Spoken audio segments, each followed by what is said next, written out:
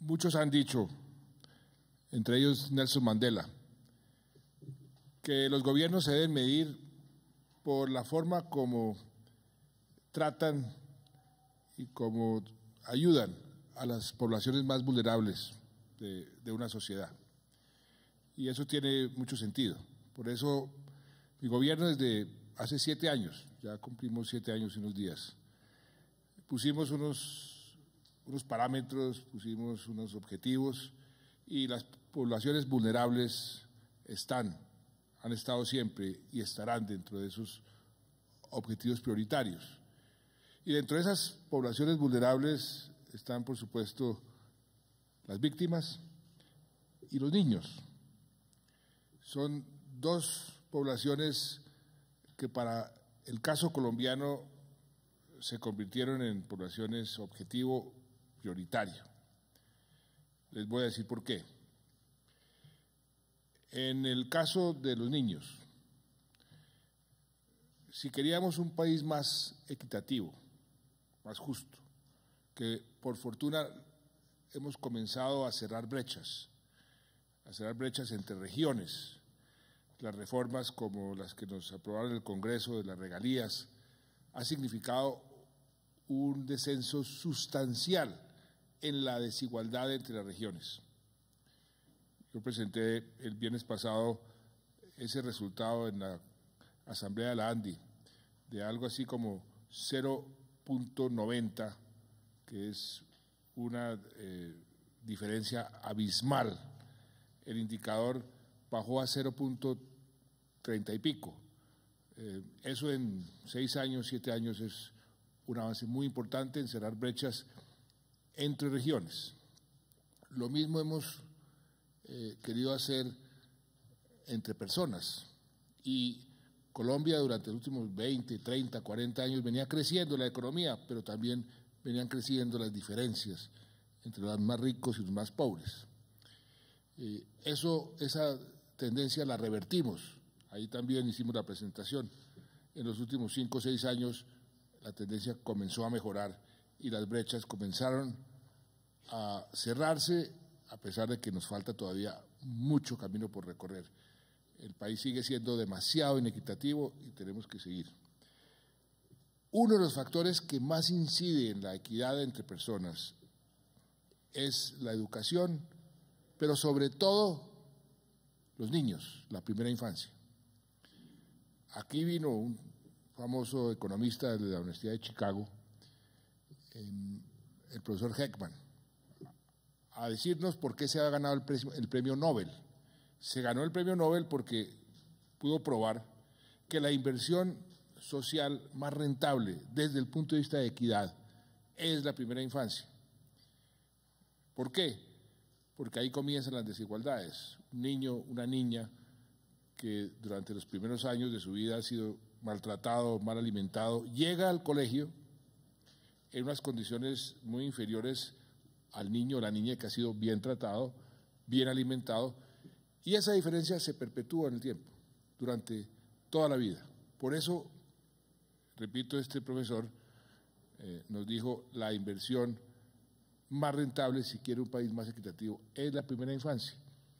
Y ahí lanzamos el programa preferido de mi señora, de María Clemencia, el programa de Cero a Siempre, un programa que lo que busca es que a las poblaciones más vulnerables, los niños, desde el momento en que nacen hasta que van al colegio, tengan una atención integral. Y ahí se ha hecho un gran esfuerzo, ya llevamos poco más de 1.200.000 niños y niñas cobijados por el programa. La meta es terminar, ojalá, el gobierno con algo más de eso, 1,5 millones. Y todo lo que hemos venido tratando de hacer para proteger a los niños en general. Muchos de los filósofos y muchos de los políticos dicen, hay que trabajar por los niños, pues porque de ellos es el futuro, y esa es la verdad. Cualquier sociedad si uno trata bien a los niños, no solamente en primera infancia, sino en general. Por eso el Instituto Colombiano de Bienestar Familiar pues, cumple un papel tan importante. Aquí, aparte del esfuerzo de la primera infancia, donde se han invertido más de 10 billones de pesos, tenemos como resultado en estos últimos años 120.000 profesionales técnicos formados en atención a la primera infancia, más de 4 millones de niños menores de 4 años afiliados al sistema de seguridad social. Eso es bien importante, porque muchas veces en el pasado los niños no los atendían simplemente porque no estaban afiliados al sistema. Hoy tenemos esa cobertura universal, 95% de cobertura en vacunación. Somos uno de los países con más alta cobertura en vacunación para los niños de toda América Latina. La adopción de casi 12.500 niños y jóvenes, esa tendencia se venía hacia abajo y logramos revertirla. Ahora comenzó una tendencia ascendente. Hemos desarrollado modelos propios de intervención territorial con más y mejores alimentos, de acuerdo a cada una de las regiones. En los últimos 2 años llegamos a 1.400 colegios con el programa Escuela de Padres. En los últimos 3 años se logró la descongestión de 17.000 casos de niños y adolescentes que esperaban el restablecimiento de sus derechos. En el año 2016, el ICBF tuvo la mejor ejecución presupuestal en los últimos 26 años y quedó de número 1 entre todas las entidades del sector social. Se amplió la planta de personal. Hoy hay, por ejemplo, muchos más defensores de familia. Está la línea 141 para atender casos de violación contra niños, de violencia contra niños y jóvenes, para brindar orientación. Ha atendido 2.5 millones de llamadas y se ha hecho una gran labor para combatir la corrupción. En el ICF, más de 60 capturas por irregularidades que se han descubierto en un trabajo conjunto con la Fiscalía. O sea, se ha avanzado muchísimo, Karen, y una persona que ha contribuido muchísimo ha sido precisamente la nueva directora, que no es ficha política de nadie, si acaso es ficha política de mi señora, que fue la que me dijo, mire, Karen es una niña que estaba, ya trabajaba en el ICBF, la conocimos por su dedicación, por la pasión, ustedes la vieron, apenas estaba ansiosa de tomar la posesión de su puesto porque sabemos el amor de Karen por los niños. Lo que ha hecho Karen es la prueba de que va a ser una gran directora y va a tener el respaldo del gobierno en esta última etapa, donde queremos cerrar este capítulo de Colombia, estos 8 años en materia de niños con broche de oro, como queremos cerrar el gobierno en general. Y por eso, qué bueno poder posicionar a Karen, que como les digo, siente este tema con pasión y vamos a poder seguir avanzando en esta política social que ha sido, es y seguirá siendo tan importante. Hay muchos retos, hay que aumentar el número de niños, la meta de 0 a 100 es 1.350.000, hay que hacer mucho en la convivencia pacífica de los municipios para consolidar la paz. Eso es algo que debe nacer en los propios niños. Además, continuar trabajando con la Consejería para los Derechos Humanos en el restablecimiento de derechos de los jóvenes que salgan de las FARC. Ahí hay un reto también específico, pero lo que tenemos que hacer es seguir avanzando en proteger a los niños y en darles las mayores facilidades posibles. El otro sector de la población vulnerable que requería con urgencia un tratamiento especial eran las víctimas. Las víctimas nunca habían sido tenidas en cuenta. Colombia ha sido un país que ha vivido de violencia en violencia y como si las víctimas no existieran. Nunca se les reconocía. Por eso, al comienzo del gobierno decidimos cambiar eso fundamentalmente. Y tengo que reconocerle al Partido Liberal y al doctor Juan Fernando Cristo, ese fue uno de los temas que nos unió. Mira, aquí hay una necesidad, hay que tener un tratamiento especial para las víctimas y ahí nació la ley de reparación de víctimas y sustitución de tierras para tratar en la medida de lo posible de sanar heridas en un país que había sido tan violento, un país que ha sufrido tanto con el conflicto armado. Esa ley dio un paso importantísimo, el reconocimiento mismo del conflicto armado, que antes habíamos negado. Colombia decía, no, aquí no hay conflicto armado. Y eso, en cierta forma, impedía todo el proceso de reparación de víctimas. Se reconoció el conflicto armado, eso fue una de las causas del distanciamiento con mi antecesor, pero lo consideré que era un paso importantísimo porque las víctimas tenían que convertirse, si queríamos la paz, en el centro de la solución del conflicto. Y fue así como construimos el proceso, colocando a las víctimas en el centro de la solución del conflicto, sus derechos, su derecho a la verdad, a la reparación, a la justicia, a la no repetición. Y de ahí se desprendió toda la estrategia del proceso de paz, teniendo muy en cuenta la justicia transicional creada por el Tratado de Roma y teniendo muy en cuenta nuestra propia Constitución. Siempre esos dos parámetros estuvieron presentes en todas las negociaciones, pero siempre las víctimas fueron el centro de la solución y la defensa de sus derechos. Toda esta justicia transicional que en este momento se está poniendo en marcha, lo que está sucediendo ahora con la escogencia de los magistrados, la famosa JEP, que debe comenzar a funcionar pronto, tiene como objetivo cerrar el conflicto. Es algo que mucha gente no entiende. Cerrar el conflicto, no dejar heridas abiertas y satisfacer los derechos de las víctimas.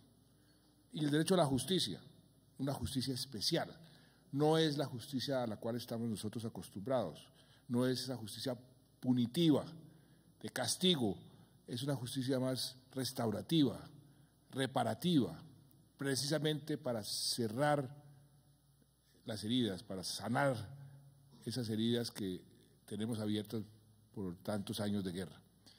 Y por eso entonces todo este proceso de reparación de víctimas se volvió tan importante. Y Colombia, como lo ha demostrado muchas veces a través de la historia, a veces se pone objetivos demasiado ambiciosos, pero muchas veces los cumplimos. El objetivo de desarmar a las FARC, que las FARC dejaran de existir como grupo armado, pues acuérdense que hace 7, 8 años, 9 años, eso era algo que nadie pensaba que fuese posible, pues hoy es una realidad. La reparación de las víctimas, nos pusimos unos objetivos realmente ambiciosos. Hoy llevamos más o menos 690.000 víctimas ya reparadas individualmente. Hemos invertido cerca de 4.2 billones de pesos. Hay 300 sujetos colectivos, o sea, grupos, comunidades, que avanzan en la ruta de reparación, hay 125 en la fase final. Pero lo realmente increíble es que hay 8 millones de víctimas en el registro único de víctimas. Eso son muchas víctimas, muchas víctimas. El reto es monumental. Y hay 6.6 millones de sujetos de atención y reparación. O sea que esto nos va a tomar muchísimo tiempo y ahí pues vamos a requerir paciencia, no hay recursos para reparar a todas las víctimas al mismo tiempo. Eso es un proceso, tal vez las más urgentes, las más necesitadas, y eso se va dando. Pero lo importante es lo que ya hemos hecho y lo que estamos en proceso de hacer más, algo que la comunidad internacional reconoce como un logro espectacular.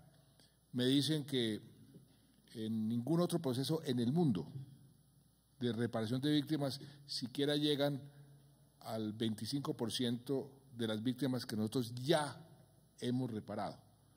Que el esfuerzo que está haciendo Colombia en ese sentido no tiene precedentes. Y lo que nos falta.